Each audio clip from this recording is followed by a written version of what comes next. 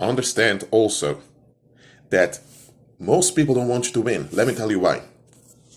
If you went through difficulty and afterwards you've won, you have a story of victory that you can tell everywhere. You've won. And your win is going to affect everyone that you encounter. You've won. Let's say now that you were accused of rape, for example. You were falsely accused. And after about a bed of 2 years, your name has been cleared. You've won, okay? People should be happy for you. Then why aren't they happy for you? Because while you were being accused of rape, all the people who secretly had issues against you felt comfortable leaking out towards you. Now, all those people need to take back their words and face themselves. And they don't want to. So those people are going to be embarrassed. And what happens? Let's say now that there's a couple that couldn't stand you, and now they felt comfortable leaking out about you. They now are working somewhere in a company. So if that couple is humiliated because you've won, now at the workplace, they may begin to fail in doing their work, or they may escalate on the work. So now people at work where they work are going to face the pain of their humiliation. So it's not just the people who secretly invested against you that will be upset with you winning. Also their environment will have to deal with the humiliation. So even society in general will be against you winning, because you winning implies that a lot of folks need to be disappointed, and a lot of folks don't want to deal with disappointment, so they'll turn to violence instead. And when you're not around to violate, they will violate other people. So a lot of the folks that are so-called rooting for you or cheering you on, some of them are doing it for real, but a lot of them are just giving lip service just to keep the peace. Because a lot of them really don't want you to win. Some of you have parents who don't want you to win, because that parent of yours was complaining behind your back that they regretted having children, that you're ruining their lives. So that parent was one of the reasons why you had difficulty in life. So when you win, and that parent shows up talking sweet about you, everyone who heard the parent murmuring about you is going to say, oh, what type of hypocrite are you? So if the parent now reveals they were talking shit about you, now that we embarrass him also. So anyway, you winning will be a controversy that will afflict the people for a long time. And they don't want to go through this affliction. They really don't want to. But once they have no choice but to go through it because you've won, now they will escalate. That's why there are times when you win in life, some people will simply flee from you.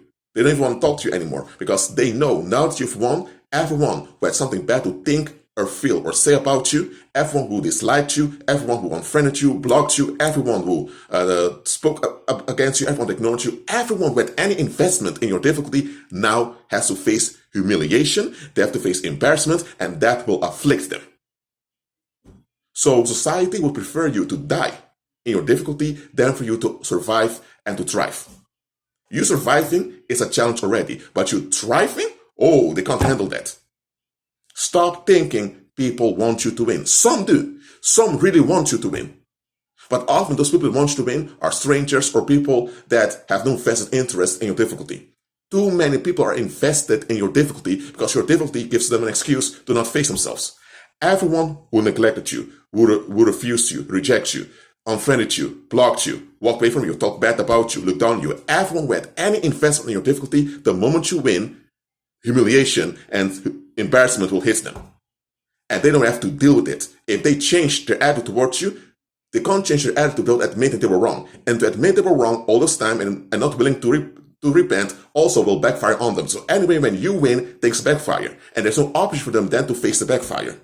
That is why society is so invested in sabotaging you. Because you winning is a nightmare to the world. So don't expect that once you win, you're going to have a whole crowd give you a standing ovation. That's not how reality works. You winning is a terror onto society, because that means that humiliation and embarrassment will afflict the people that were invested against you. And a lot of people are invested against you just to have someone to complain about. If you were opposing abuse, which is rightfully so, you should do that, and you oppose abuse, reveal bad stuff about the community. Let's say you have folks who don't want to face anything in life. They just want to be left alone by everything that goes on. They just want to exploit their life. They don't want to be responsible for anything that happens in the community. And you expose something what's wrong in the community. Because you expose what's wrong in the community, now people have to deal with what's wrong in the community.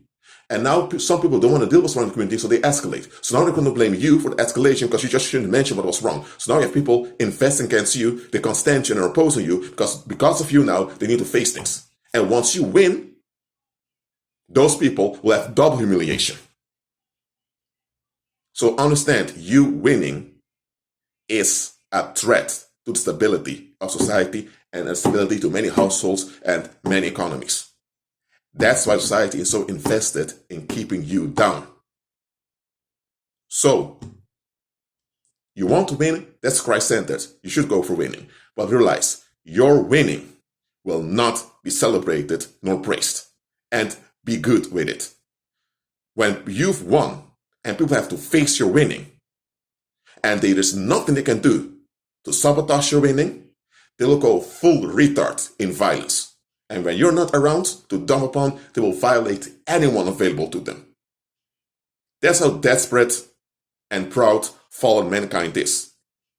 That's why there are people who constant you winning because they know you winning means that some folks will be pissed off, and those people that are pissed off are going to notice it.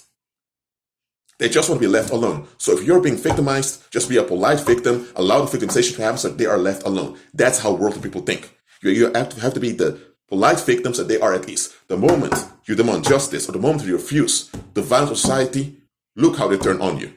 Some will even decide to come together and to kill you just as they don't have to face things in life. I'm telling you. So, always agree with Christ and be at peace.